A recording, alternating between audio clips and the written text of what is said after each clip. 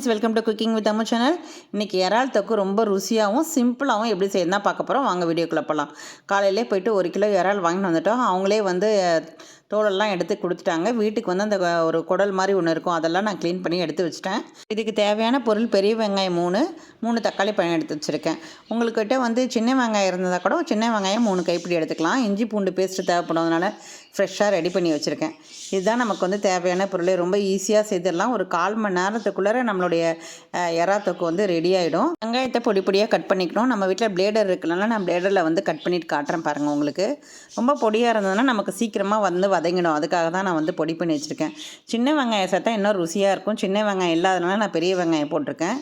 சின்ன வெங்காயம் தான், அதையும் நம்ம பொடி பொடியாக கட் பண்ணி போட்டுக்கலாம். ரொம்ப டேஸ்ட்டாக இருக்கும். எல்லா நான்வெஜ் சமையலுக்குமே வந்து சின்ன வெங்காயம் சேர்க்கும் போது ரொம்ப ருசியாக இருக்கும். இதை பாருங்கள், பிளேடரில் அப்படியே 2 நிமிஷம் தான் அப்படியே லைட்டாக நம்ம ரொட்டேட் பண்ணால் அப்படியே பொடி பொடியாக ஆகிடுச்சு பாருங்கள்.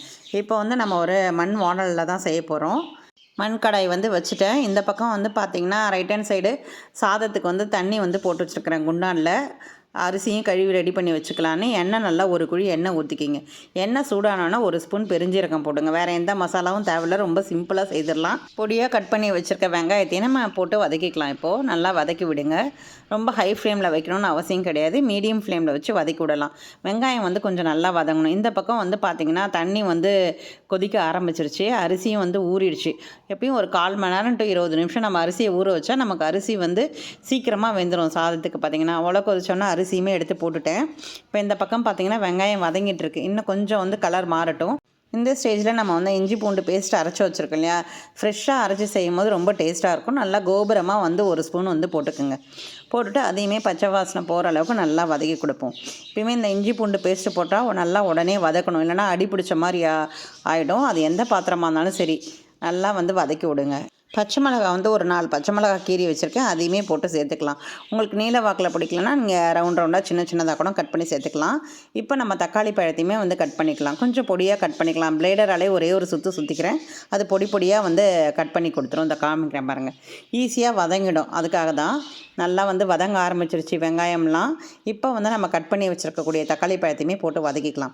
அதாவது இந்த வெங்காயம் தக்காளி எல்லாம் நமக்கு ஒரு பேஸ்ட் மாதிரி ஆகணும். இந்த தக்காளி தொக்கு இருக்கு இல்லையா, அந்த ஸ்டேஜில் வர மாதிரி வரணும். அப்போ தான் நல்லாயிருக்கும் ருசியாக. இதை பாருங்கள், நல்லா வதக்கி கொடுங்க. இல்லைன்னா சாப்பிடும் போது அப்படியே ஒரு மாதிரி பச்சை ஸ்மெல் அடிக்கிற மாதிரி இருக்கும். அதனால் நல்லா வதக்கி கொடுங்க. நம்ம தண்ணியே ஊற்றலை, அப்படியே தண்ணி மேலே வருது பாருங்கள். இந்த ஸ்டேஜில் கருவேப்பிலை வந்து அப்படியே ஃப்ரெஷ்ஷாக ஒரு கொத்து போட்டுக்குங்க. போட்டு வதக்குங்க. மசாலா சேர்த்துக்கலாம். ஒரு 1/2 சிட்டிகை மஞ்சள்தூள் சேர்த்துக்கலாம். 1 ஸ்பூன் மிளகாய்த்தூள், 1 ஸ்பூன் வந்து கொத்தமல்லி தூள் வந்து சேர்த்துக்கலாம்.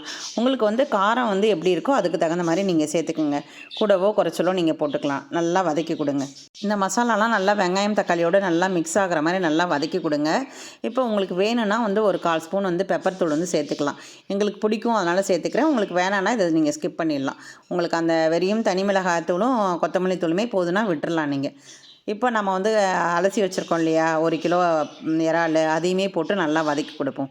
இறால் வந்து ஏற்கனவே மஞ்சத்தூள் உப்பு போட்டு தான் கழுவி க்ளீன் பண்ணி வச்சுருக்கேன். அதனால தான் கொஞ்சமாக தான் மஞ்சத்தூள் சேர்த்துருக்கேன். நல்லா வதக்கி விடுங்க. தண்ணிலாம் நம்ம எதுவுமே இப்போ ஊற்றக்கூடாது. நல்லா வதக்கி விடுங்க. அந்த இறாலெல்லாம் அப்படியே கொஞ்சம் சுருங்குற மாதிரி இருக்கும். திட்டமாக உப்பு சேர்த்துக்கலாம். நல்லா கொதி வந்துடுது. இப்போ இறக்கிடலாம். வெந்துடுச்சு. அதுக்குள்ளே இங்கே பார்த்தீங்கன்னா இறாவும் நல்லா வந்து வதங்க ஆரம்பிச்சிச்சு. இப்போ லைட்டாக வந்து தண்ணி விடும். எப்பயுமே நம்ம வந்து ஃபஸ்ட்டே தண்ணி விடக்கூடாது. அதுக்கப்புறம் நம்ம தண்ணி வந்து சேர்த்துக்கலாம் தேவையான அளவுக்கு. இப்போ பாருங்கள், தானாகவே அது மேலே இருந்து தண்ணி வருது பாருங்கள். ஃபஸ்ட்டு எப்படி இருந்தது, இப்போ சுருங்க ஆரம்பிச்சிச்சு. இப்போ அப்படியே எல்லாமே சுருண்டு வருது பாருங்கள். இப்போ நமக்கு தேவையான அளவு தண்ணி வந்து நம்ம வந்து சேர்த்துக்கலாம். நான் வந்து 1 டம்ளர் தண்ணி வந்து சேர்த்துக்கிறேன். ஏன்னா கிரேவி சாதத்துக்கு போட்டும் பசங்க சாப்பிட்லாம், இட்லி தோசை எல்லாத்துக்கும் சரி வரும். அதனால தான் நம்ம இந்த மாதிரி செய்கிறோம். இப்போ ஒரு மூடி போட்டு மூடி வச்சிடலாம். ஒரு 10 நிமிஷம் அப்படியே நல்லா வேகட்டும்.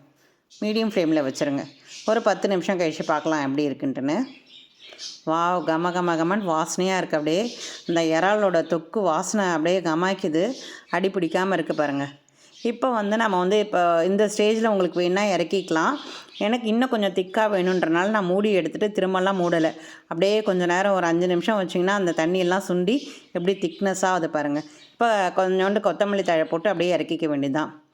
சுட சுட இறால் தொக்கு வந்து ரெடி ஆகிடுச்சு ஃப்ரெண்ட்ஸ். வெள்ளை சாதத்தில் பசங்க சாப்பிடும் போது ரொம்ப டேஸ்ட்டாக இருக்கும். இட்லி, தோசை, சப்பாத்தி, பூரி எல்லாத்துக்குமே வந்து இந்த இறால் தொக்கு வந்து ருசியாக இருக்கும். இதேவோட அளவோடு செய்து பார்த்துட்டு நீங்களும் கமெண்ட் பண்ணுங்கள் ஃப்ரெண்ட்ஸ். நம்ம சேனலுக்கு புதுசாக வந்திருக்கவங்க லைக் பண்ணுங்கள், ஷேர் பண்ணுங்கள், சப்ஸ்கிரைப் பண்ணுங்கள். மறக்காமல் பெல் பட்டனை ப்ரெஸ் பண்ணுங்கள். அப்போ தான் நான் போடுற வீடியோ உடனே வரும். நாளைக்கு பார்க்கலாம் ஃப்ரெண்ட்ஸ். பாய்.